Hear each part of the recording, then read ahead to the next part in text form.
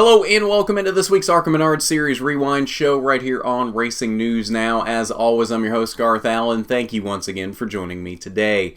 If this is your first time catching a Racing News Now video, consider going down below to hit that subscribe button and ring the bell for notifications so you don't miss a thing going forward from RNN. On today's ARCA Rewind, we're looking back at Friday's FORTS USA 150. 60 laps, 150 miles around the 2.5 mile Pocono Raceway in Long Pond, Pennsylvania. We had one car to the back at the beginning of this race. That was Bobby Gerhardt for unapproved adjustments. We had no caution flags in this race, though. This was one of those rare caution-free races, which honestly did not really help this race. Sometimes you can make an argument for a caution-free race to say, well, there weren't any cautions, there weren't any wrecks happening, but there was at least good racing going on. We really didn't even have that in this race.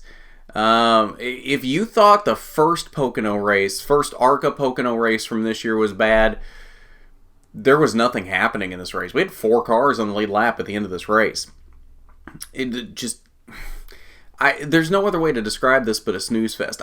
I usually try to be as positive as possible when describing not only the ARCA races but just races in general right now. But this race, just nothing happened. We did have 5 lead changes, though, among 4 drivers. The only reason we got that many lead changes, though, was 4 lead changes among 5 drivers. Got my numbers mixed up there. The only reason we had that many lead changes, though, was because of green flag pit stops there in the middle of the race.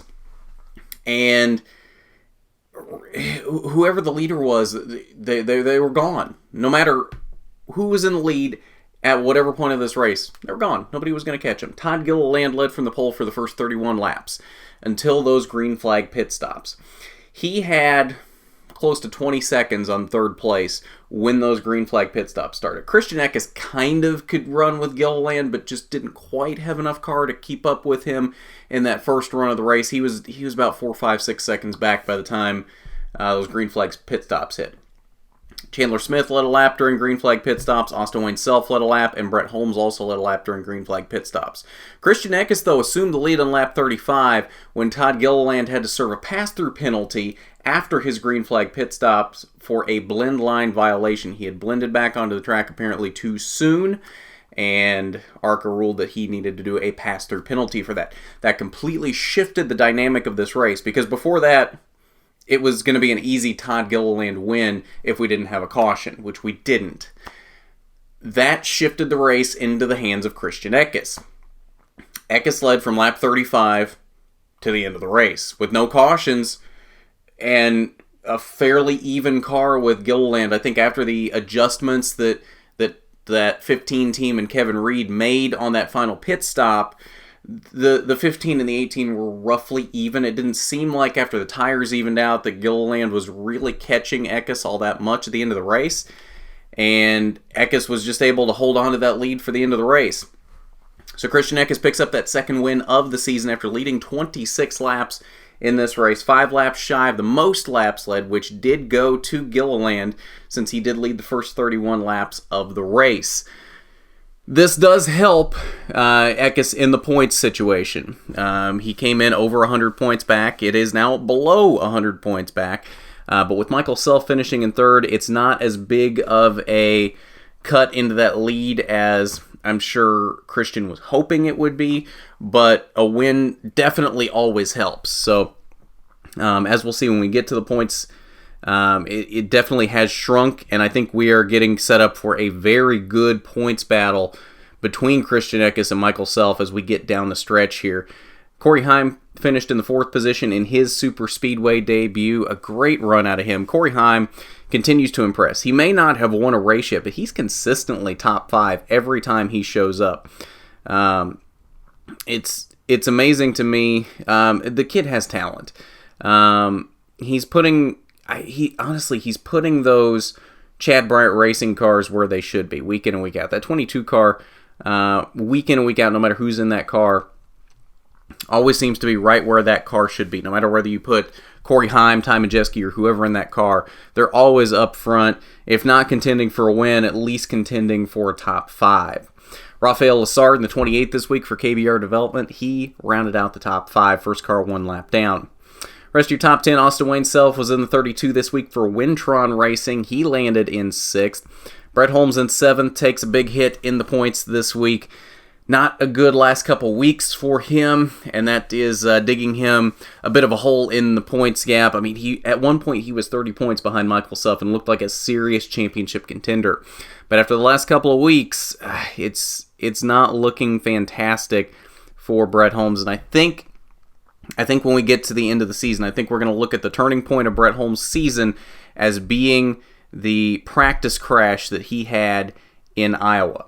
And he had to bring the backup car out there, did not have a good race there, and just really didn't have a good race here at Pocono either. I think that's going to be what we look back on and say that was the turning point for Brett Holmes' season. That was when he lost his grip on the championship. Hopefully I'm wrong. We got 5 races left for him to try to claw back into this and maybe make a championship run, but he's got to start doing it at the next race here in a couple of weeks in Springfield. Otherwise, if he continues to dig himself a hole after Springfield, it's not going to be good.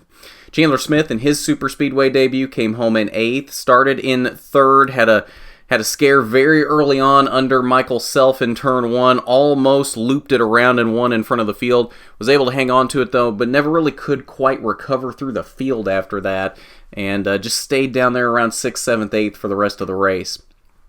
Travis Braden also losing points this week with a 9th place finish, and Joe Graff Jr. rounded out the top 10. Final page, 11th through 20th, Thad Moffitt landed in the 11th position. Bobby Gerhart back here in 12th.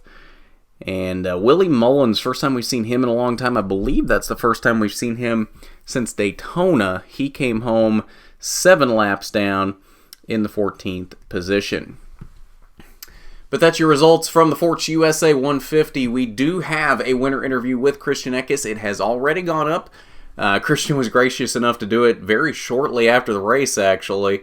So that is linked down below in the description if you want to see what Christian had to say, not only about this race, but his current championship prospects, tomorrow's truck race, his thoughts on his odds of winning that as well, and picking up 2 wins on the weekend in Pocono. So great chat with Christian Eckes. Go down below, click that link, check it out.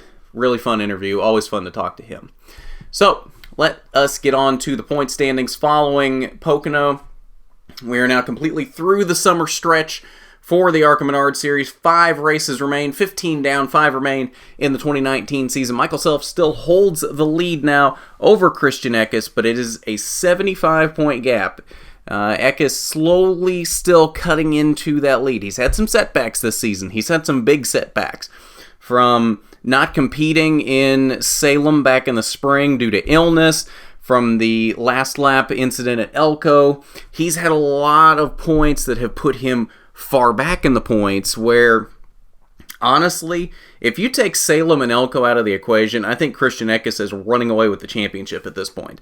I think Michael Self still has a chance in that scenario, but Christian clearly would be the points leader and would be running away with it, I think, had he been in the race at Salem and hadn't lost all the points that he did on the last lap at Elko. And then there's been a couple other races here and there where I'm sure if you look back on them, it could have been a few points gained that probably should have been gained, but that is the current situation right now. 75 points. Christian Eckes slowly clawing his way back into this championship battle.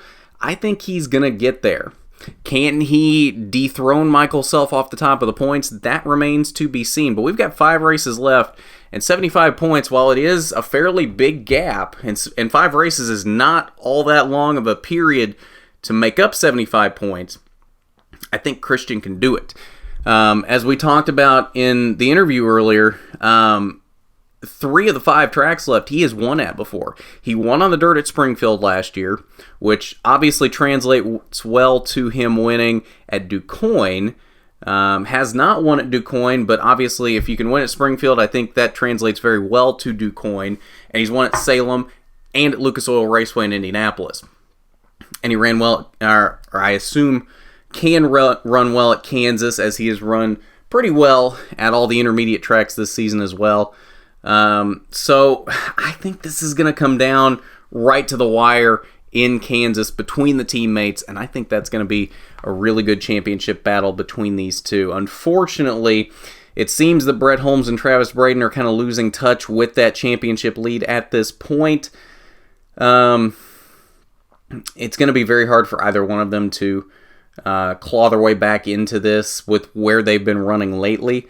I think they both have the potential to get back into this, but the issue becomes if Michael Self and Christian Eckes continue winning and running top 5 for the next 5 races, that makes it very hard for both Brett Holmes to make up 105 points and Travis Braden to make up 150 points. I think at this point, we're almost to the point where I think we can consider Brett Holmes and Travis Braden out of championship contention at this point. I don't think we can 100% rule them out just yet, but I think we're almost to that point. I think if Self and Eckes continue to extend their gap on those two after Springfield, I think that's when we can safely say that it's a 2-horse race for the championship. And then, of course, Joe Graff Jr. still back here in 5th. His gap has widened as well. He is 290 points back now in that 5th position. But that's your results, or that's your point standings following the FORTS USA 150 from Pocono. And I believe that'll do it for us on this ARCA Rewind show. K&N Rewind coming up tomorrow morning, early afternoon, somewhere in there. Talk about the combo race in Iowa tonight. That was an exciting one. So definitely be on the lookout for that. Should be both an Xfinity and a Truck Rewind going up either Saturday night or Sunday morning, depending on how things line out with recording of that. And then a Cup Rewind, of course, coming up probably late Sunday night. Probably late Sunday night, maybe Monday morning, somewhere in there. Probably somewhere there late Sunday night. So keep an eye out for all of that coming up later this weekend. Lots of races to talk about this weekend, both from Pocono and from Iowa. So if you haven't done it already, you need to go down below, hit that subscribe button, ring the bell for notifications so you don't miss a thing going forward from RNN. While you're down there, I want you to hit that big thumbs up button if you like the video. It is much appreciated when you do. But at that, this has been the ARCA Menard Series Rewind Show. I'm Garth Allen for Racing News Now.